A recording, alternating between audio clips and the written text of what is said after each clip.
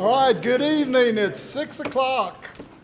I'll call the meeting to order of the 2025 Capital Program Advisory Committee. And the first item on the agenda is the approval of the minutes from the April 21st, 2026 meeting. Hopefully you've had a chance to review. I'll seek a motion and a second, please. Justin We have a and Lamson. motion by Justin, second, Dave Lamson. Dave Lamson, I'm sorry, back there. Okay, all those in favor? Aye? Aye. All opposed, same? And the motion passes. Thank you. Next item on the agenda, we'll do number 3, and that's review and discuss preliminary assessed property values. We're going to call on Trudy. Trudy Lewis, I'm sorry.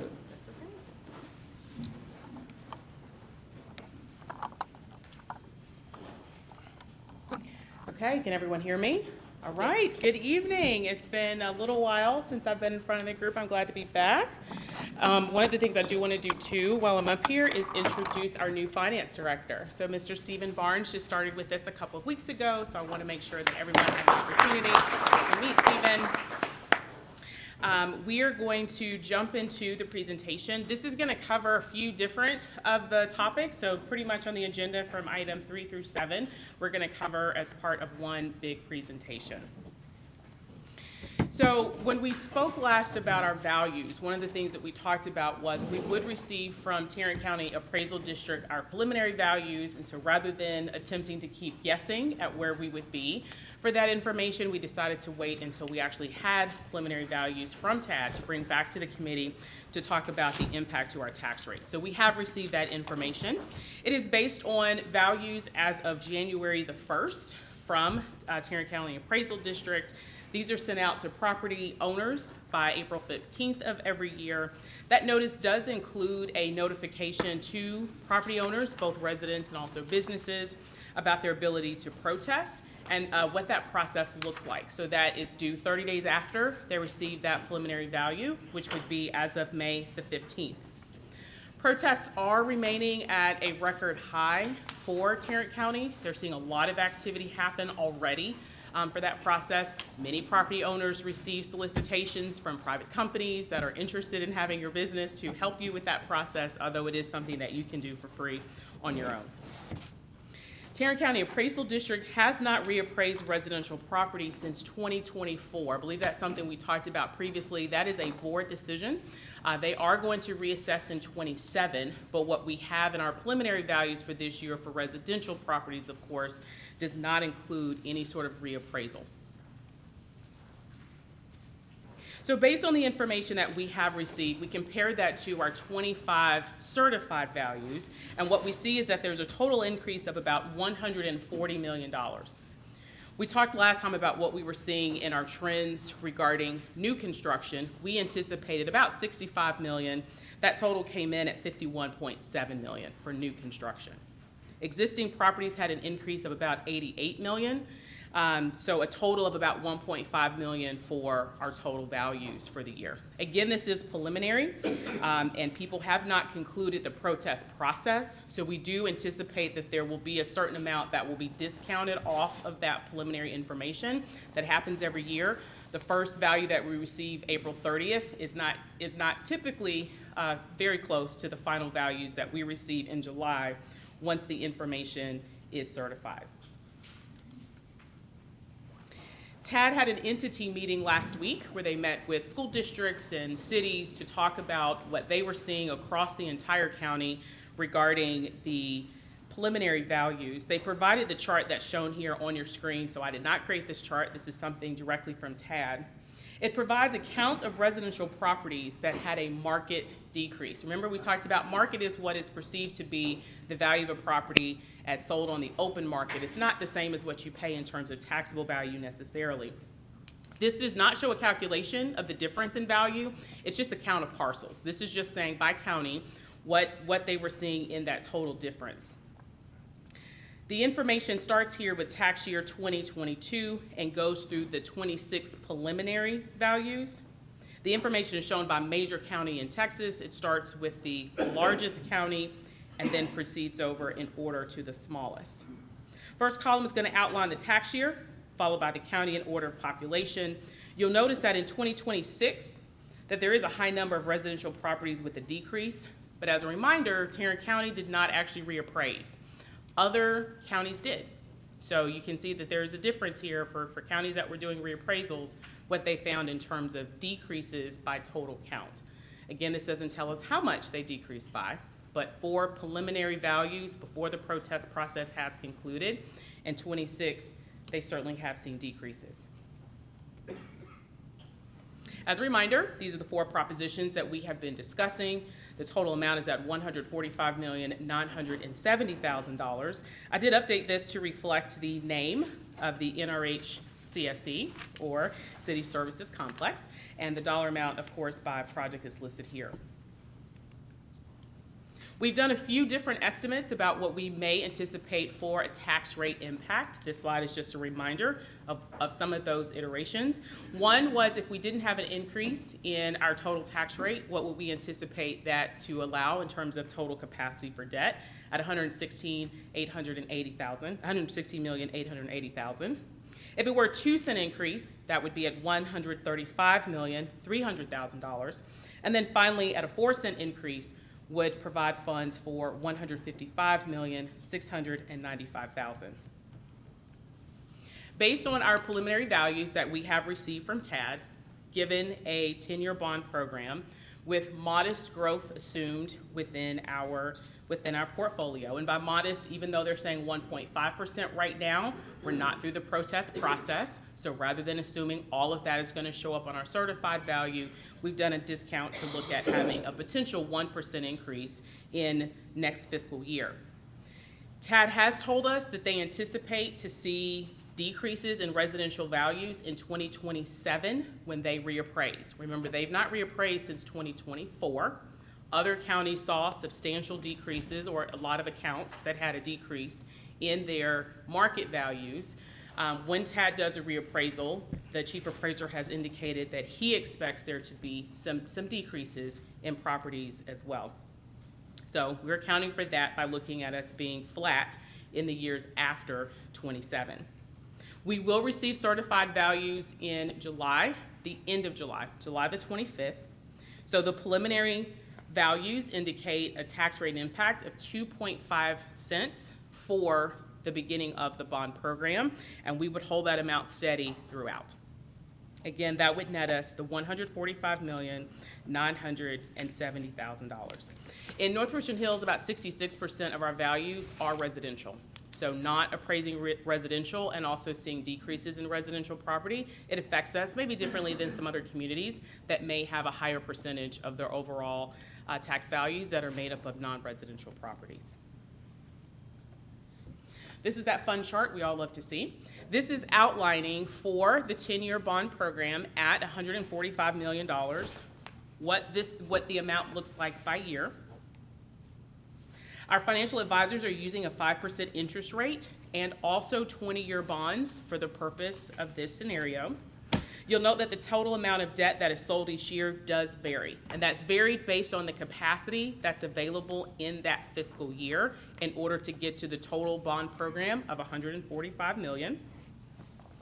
You'll notice that in 2037, so we're starting in year 1 in fiscal 2028, going all the way through fiscal 2037 on the issuance, that we start to see our debt rate to go down. It could happen sooner than that, depending on if values are increasing and how much they're increasing by.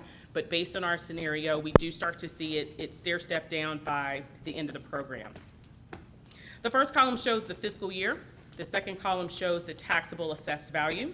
The third column shows the growth rate for taxable values. Columns 4 through 13 outline the projected annual debt sales, and column 14 shows the projected debt tax rate. I know this is a lot of information. I'm going to pause and let you guys kind of absorb it. I'll be happy to take any questions you have about it before we move on.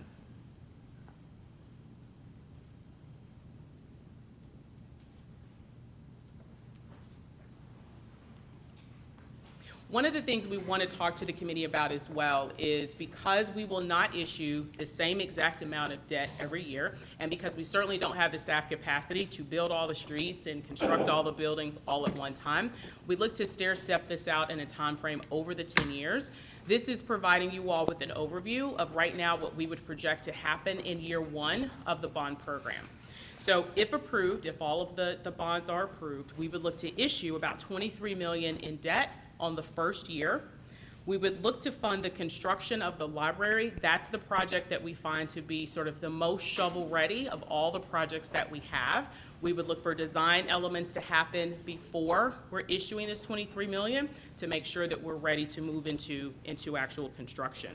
But we also would go ahead and create dollars to allow us to move forward in other projects as well. So for the fire stations, we have design funds, also land acquisition and relocation funds as necessary, and also some funding for street improvements. You all will recall that the street improvement project is certainly the largest. Definitely is going to take a long time for us to get through that list of 50 or so streets.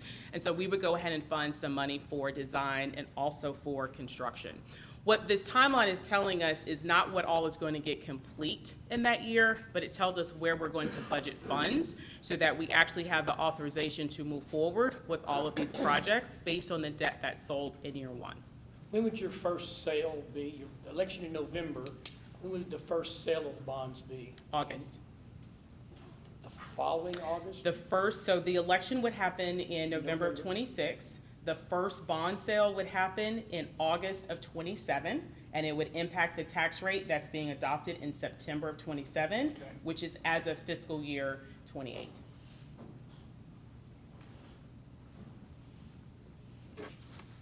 For year 2, we're anticipating about $18 million to be sold. We would then move into construction of a fire station and also to fund design and construction for streets. We don't mean to say that the library will be complete with construction. It just means we would have already funded the construction in whole, so we're able to allocate dollars towards these other projects. For year 3, we would anticipate about $14 million. That would cover the construction of the second fire station. Again, street design and construction dollars. Year 4, we'd be at about $12 million. At this point, we're looking to do design for the city services complex. You all know that we would be combining several buildings into one. There's a lot to consider with utilities and other factors for that. So we look to fund that design while we're continuing with design and construction for streets. In year 5, we would look for the city services complex to relocate. There's a lot of people who are staffed out of those buildings. We still have to maintain operations, car repairs, and those sort of things, so we'd have to create some sort of relocation opportunity. So we'd look to fund that along with design and construction of streets. And then in year 6, we've got a larger sale happening this year, so we would be able to take on the construction of that building in whole from the debt issuance from that year. Years 7 through 10 are all about streets. So we're kind of front-loading the projects that are going to be buildings, although we're funding streets throughout. But when we get to the back end of the program, it's all about streets. So that covers any sort of right-of-way, utility work that needs to happen, design work that needs to happen, and construction. So for year 7, we're sitting at about $9 million in sales. In year 8, about $28 million. So that's a big number because we would have had some other debt to fall off of our existing schedule, some older debt that had been previously issued. So we can take on a larger amount at that point, but we would have geared ourselves up to be able to do quite a bit of work because we would have been able to do design and other preliminary things before we got to year 8. In year 9, that's a lower amount, again, because we would have just done a larger issuance, and that gets us at about $1.3 million. And then in year 10, we'd finish the program at about $4.4 million in issuance. And so again, this is just looking at how do we balance the total tax rate over time with existing debt that we have and also with staff capacity to execute projects. Yes, ma'am. Okay, so with the conversation of appraisals changing and the housing market and all the things and taxes, how is something, say for example, the foreclosure rate, right? what if, with all these changes that impacts home ownership in the community, how then does that factor into this type of a scenario? So property taxes from a city standpoint, from a taxing entity standpoint, is done in aggregate, which means we look at the whole. Individuals, of course, are looking at individual properties. Once you look at the whole of the market, we don't often find that one change is creating enough change in the whole market to substantially change what we're looking at in terms of projections. Now, if we find that the entire economy softens, and we find that many homes are in foreclosure and housing values are finding themselves at a bit of a plummet, one of the things we look to do is to slow down the sale of debt so that we could try to equalize what's going on with our tax rate and burden to the community, so on and so forth. But the work of this committee really is to make the recommendations about the total program. Our city council, every year through the budget process, will be looking at our financials, our long-term impact, those sort of things. Our city staff will continue to work with them. So we don't just set it and forget it. We do have a plan going in, but we reassess that every single year and factor in what's happening at that time to make the best financial decision at the time. Isn't it almost true that foreclosures don't make the tax obligation go away? They don't. It may slow it down when we get the money. Sure. But all taxing entities, foreclosure does not affect them That was just like except for one time. example. I It got was you. more I'm like saying, an economic Sure. downturn or Sure. something like that. Absolutely. we hope not, but Yeah. we've all lived through that before in the 80s, right? Not me.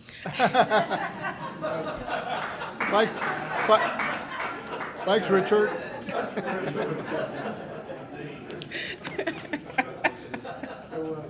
Question about it. Yes, sir. Gary. Trudy, my question is, by the time we get to the city services complex, Mm-hmm. will the fire stations be completed? And will we be able to maybe divert and use those as storage or place to stay while the complex is being completed? So we would like to say that the fire stations will be done much earlier in the process than when we are actually under construction for our services center. What we're doing now, though, is setting our plan in terms of when we would budget for projects to happen. There could be site-specific considerations that are going to go into that construction timeline that can make it not quite what on paper we're saying that we anticipate, but in terms of storing things other places and so on and so forth, as we've covered in previous presentations, there's a lot of equipment that we house now in various places. We absolutely are going to consider where is the best possible location through all city-owned land to mitigate housing of equipment, storage of materials, even relocation of staff as we are going through some of these demolition processes and construction. Yes, sir.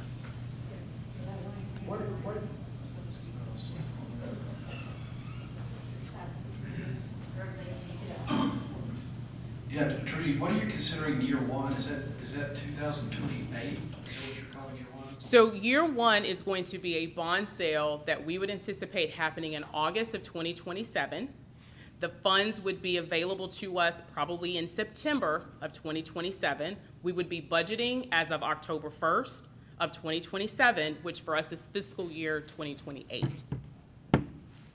So there might be some design happening in 2027? Yes, what we would do ideally is to, after the bond election, if let's just say all the bonds are approved, we would then go to city council and ask to pass a reimbursement resolution that would allow us to start spending money. Okay. That's going to be part of that future sale so that we can go through the full design process for the library first, because we can do that for about a year. So we go through that process so that we're not losing time. And when we do the actual sale in August, we would have had several months of design work already underway so that we're close to being ready for construction dollars. Okay, that makes sense. And then could you tell me a little bit, I didn't think about the city services complex and relocation. Could you just, not in detail, I'm not Sure. asking that, but just in general, what are some of the expenses included in the relocation? Is that renting a new space? Is that? It could be. It could be setting up temporary spaces. It could be the physical relocation of large-scale equipment that we've just been housing in a space that now needs to find a new home because we have to go through the demolition process. I would anticipate it to be a combination of relocating employees. It's going to be relocating equipment that's located there, vehicles, and also stored supplies that we have housed there. But we could also go into agreements with other entities for some shorter period of time. So those decisions will be made as we go through the design process and we start to consider specific logistics. But we do recognize we can't afford to not do the city's business while we're under construction for the 124 people that call this complex home. So one of the things too, if the bonds pass, then we'll create a bond oversight committee. And so one of the, and it'll be made up of some of the members of this group, I'm sure, the council will appoint those, but one of the tasks will be to help us with some of those kind of logistics. So we would make recommendations to that committee, and then we should come back and let us know if you agree or disagree. Even the timing of the bond issuance, you can see she had preliminary on there, and even on the timing of the bond issuance she did, it's because that may or may not be the way it will go once we get into it, but that's what we would propose seeing, what we're seeing right now. But as we go along, we would bring that to the bond oversight committee as far as when we issue and what that money's for, but then also the logistics of relocating staff, equipment, stuff like that.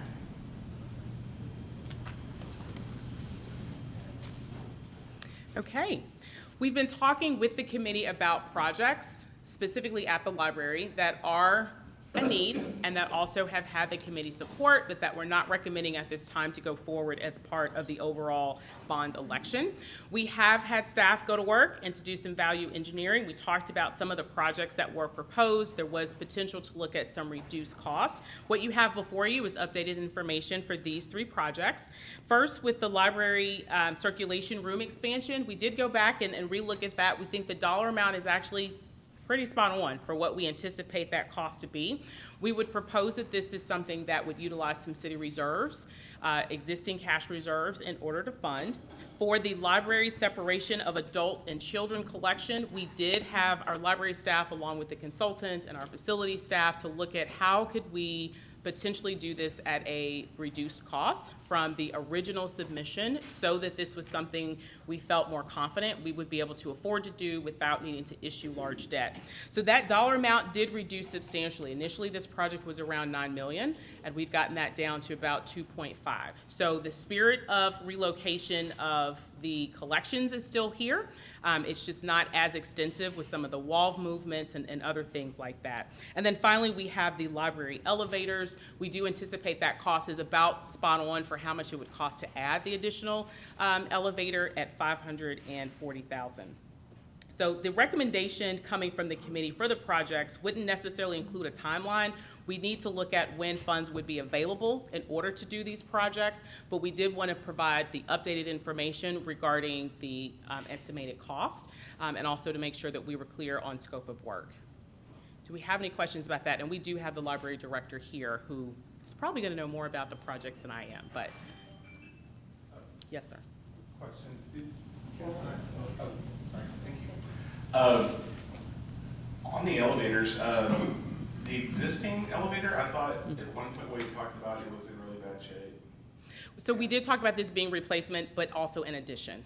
Yeah, so Yes. is that $540,000 for replacement of the Existing. one and adding one? It is. Okay, all right, thank you. 2.5 is when the restroom stuff would be done, right? Or that'd be done, that'll be the main community room. Expansion would do that, wouldn't it? The Yes. restroom stuff?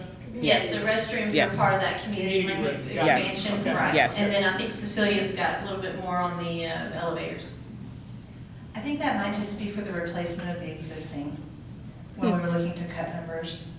So I Okay. think that might just be that number might be just for the replacement of the existing. I'll have to double check, I apologize. Okay. We were just looking to where can we reduce, and so I think we reduced that to just 1, but I will verify and get back with you. Okay, the dollar amount didn't change, so Okay. we will confirm back with the committee, Okay. but the dollar amount remained the same. Okay, thank you.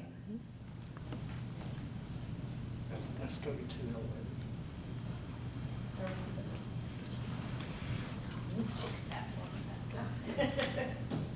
With the library pending approval of this, Yes. is the goal to have all of the library construction happening simultaneously?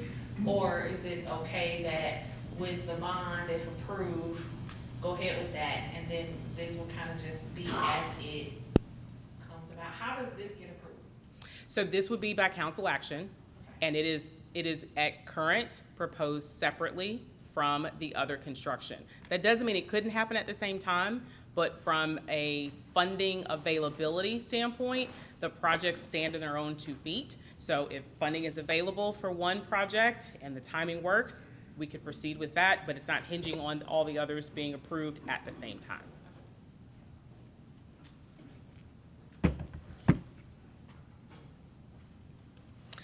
This is information you all have seen before. We just want to confirm if there are any other changes to proposition language that you all as a committee would like to recommend. The city council is who will go through the final proposition language approval process with our bond council. But as a committee, because you all are making a recommendation to city council, we want to make sure that we have captured the spirit of your thoughts. On this particular one, there are no changes from what was presented to you all last time. I'm just seeking to confirm that there are no additional changes from the committee.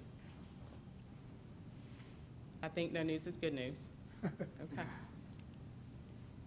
On Proposition B for street improvements, again, there are no changes that are included here. We just want to confirm that this captures the spirit of the committee's recommendation. All the way down to the green line. All the way down to the green line, yes, sir. On Proposition C, this was updated to change the name of the building. That is the only change listed here. Also want to confirm that this meets the spirit of the committee's intentions. And then finally, we have the Proposition D, and there are no changes here for the library.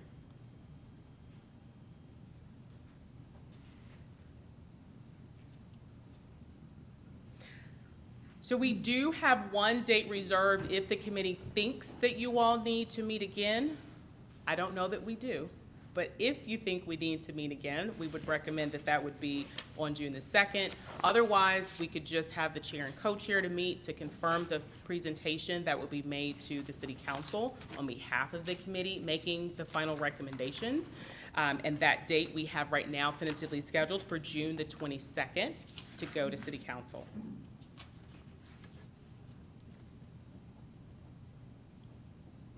The work of the committee feels complete, but you all tell us if you feel like there are other things that you want to know or ask, or if you just enjoy spending time with us. Can we have another taco bar?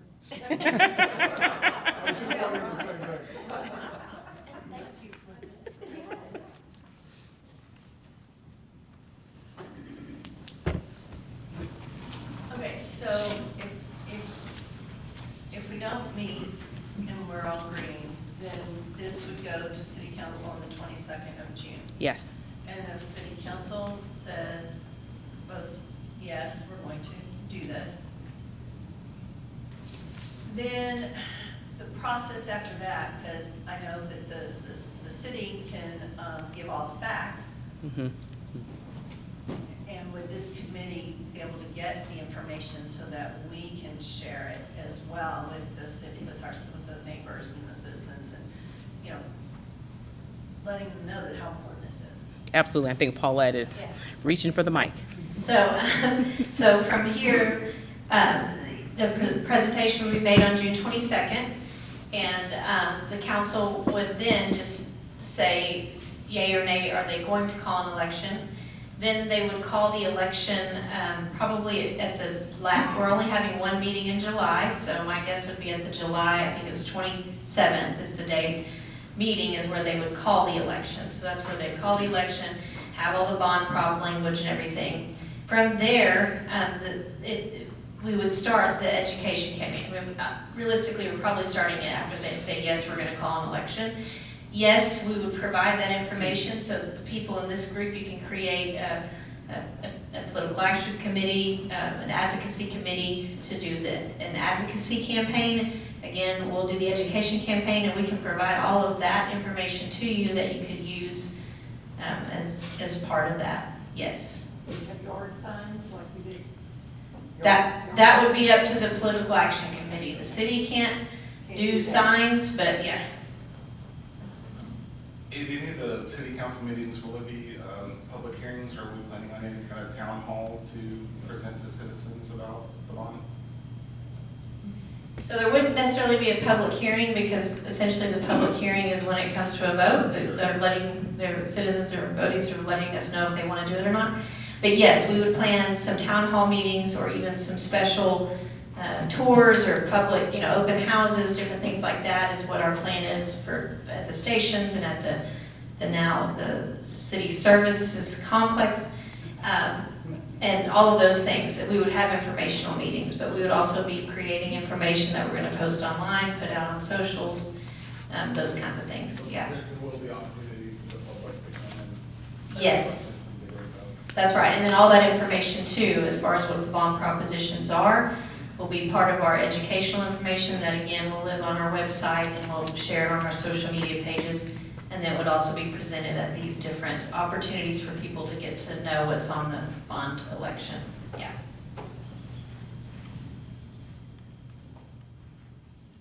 So Paulette pretty much stole my thunder about the post-bond oversight committee.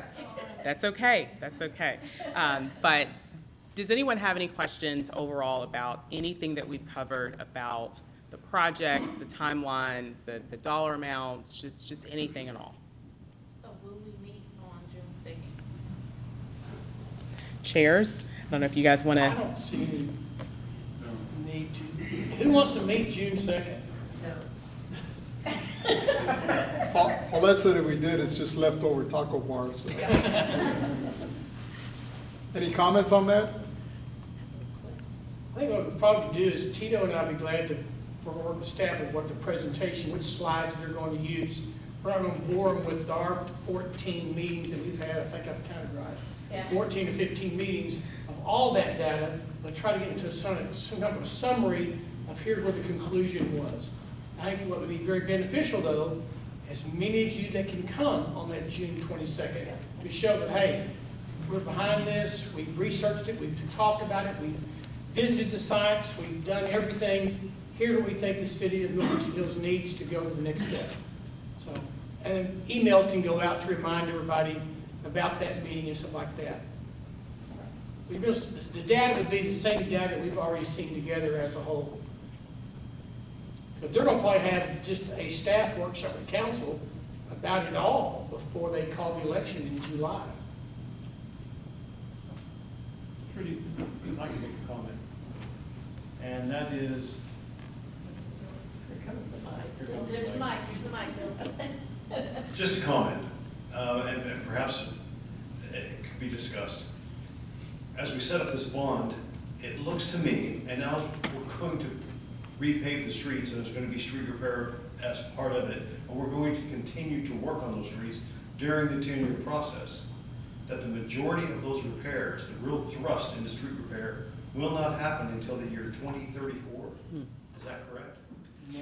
so when we say real thrust, we do have to remember that the streets don't all cost the same amount to construct. They're not all as complicated. They're sort of not all equal, if you will. And so the dollar amount doesn't always equate to the exact count of street. So we would look at the whole list of 50+ streets, and with our staff walk through what timing of work is best for how we can spend the money in the timeline that we have the capacity to be able to do it. And Caroline may have some additional Sure, and remarks. if you think about the current bond program as a good example, that was the 2020 bond. We're now in 2026. We've completed almost all of those projects, but one of the Chapman still hasn't been done. So yes, not all of them are front loaded. We're going to work from the top of the list down as a general rule, also looking to see what kind of economies we can realize with consultants and contractors if we bundle some of those streets together.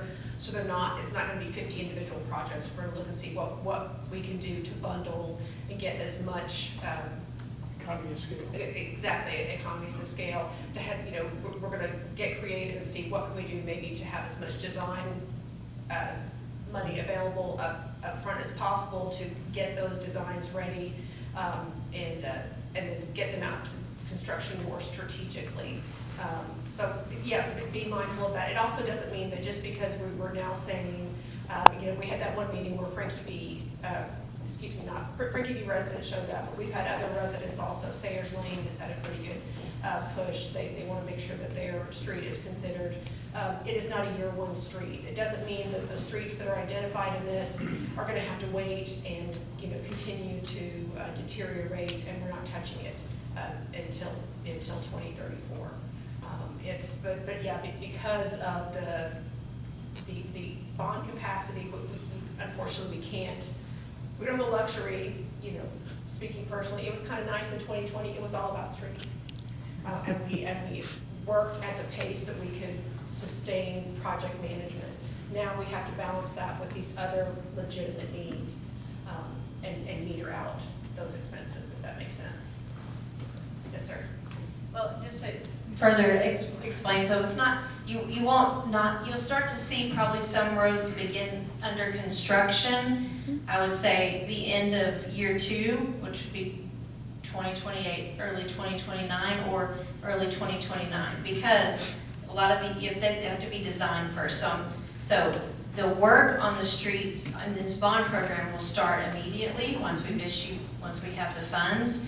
It's just sometimes we won't see it till construction starts.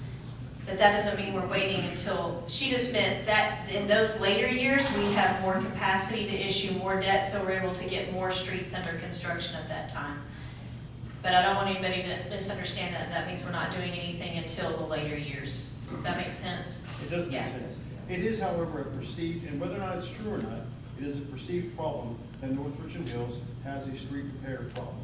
And this is in the general public's mind, this is high priority. Right. And if we're going to push this bond, we have to make that a high priority. Correct. And that's what we did in 2020 is we communicated, again, on socials, and it lives on our website now, the timeline for all the street constructions, so that you could see when it's under design, when it's under construction. I know that people still are impatient, I get it, but we try to do that to communicate that there is actually work going on, because we know that's a high priority. Also, remember that these aren't the only streets that are having any kind of maintenance or improvements in the city. We also have our preventive street maintenance program, and we do, I don't know, how many streets did we do again this year?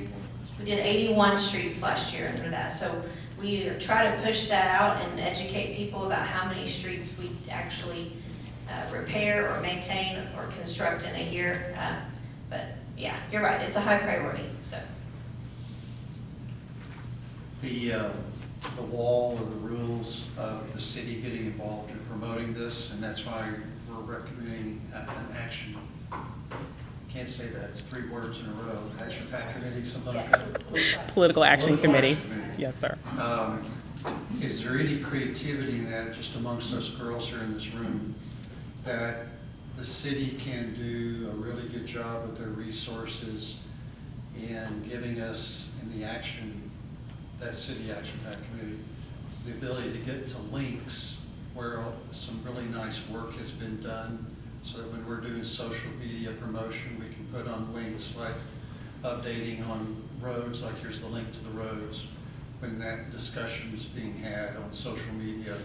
And then, since it's not just roads and it's more complicated, can there be the city do a website that maybe even has a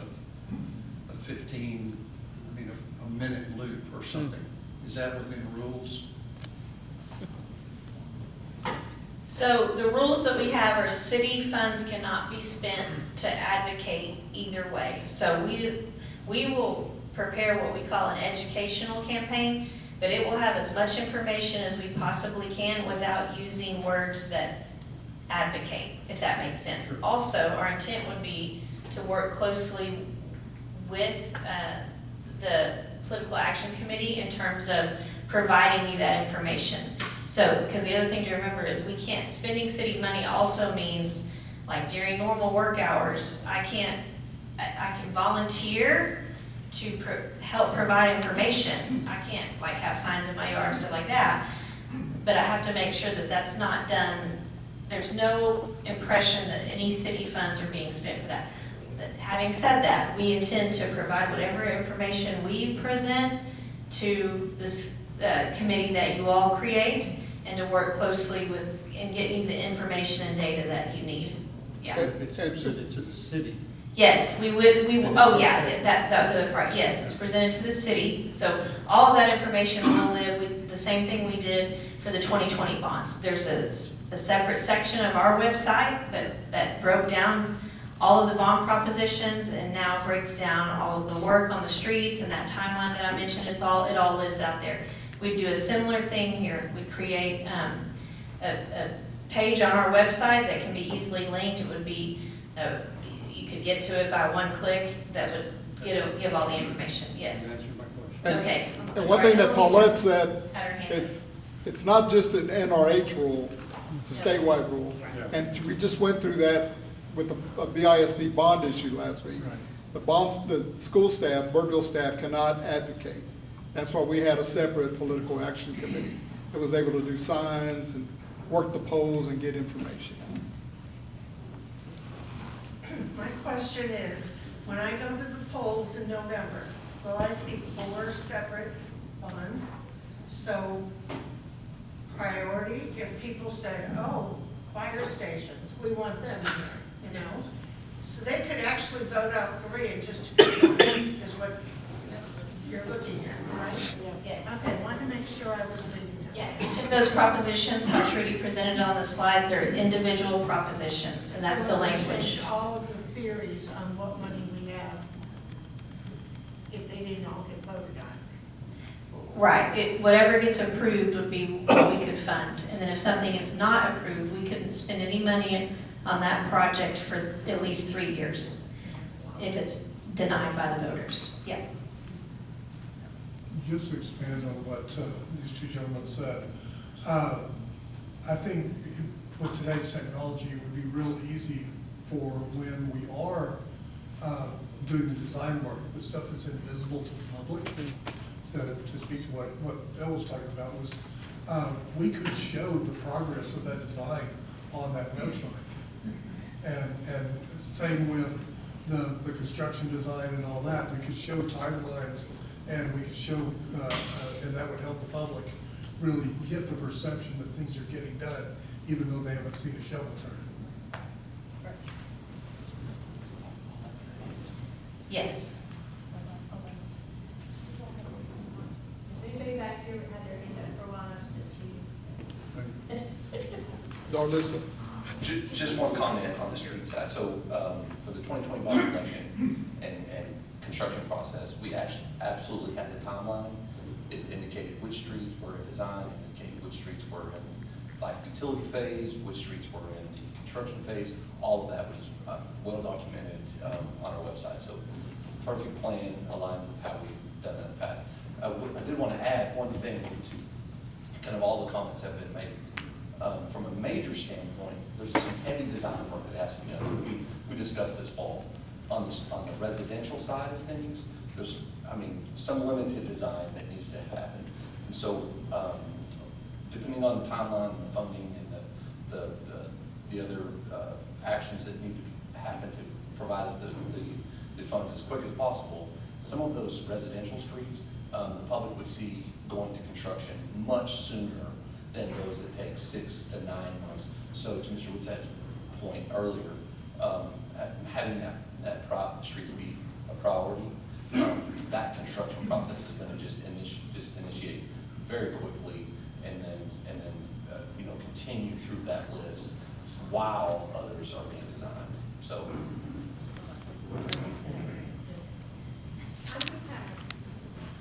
I just have a recommendation in the spirit of this being our official last planning meeting.